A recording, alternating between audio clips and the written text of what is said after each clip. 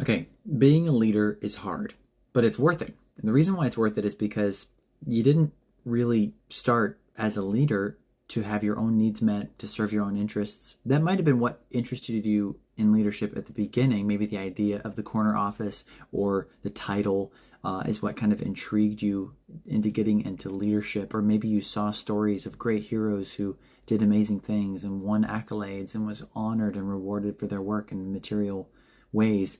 But the reason why leadership is rewarding is because you know you are doing A, the thing that you were created to do, and B, you're doing the right thing. You're doing what is good, not just for yourself, but for the people that you serve, the people that you lead.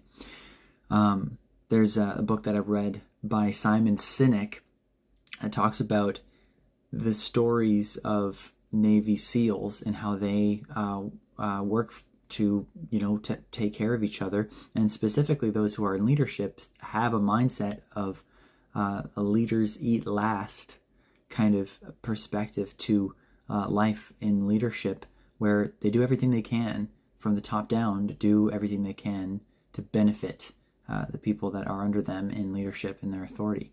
So I'm not sure where you're at today. I'm sure leadership is probably beating you up right now. Maybe you're struggling in your journey. And I'm not going to sit here and pretend that I'm a great leader or that I'm the best leader or that I've been a leader the longest. But I will say that in my journey with leadership, I've suffered a lot and I've gone through a lot of losses. I heard Carey Nieuwhof, church leader, business guy as well, say on one of his podcast episodes, leadership is a series of unmourned losses. So maybe you can identify with that quote. Leadership is a series of unmourned losses.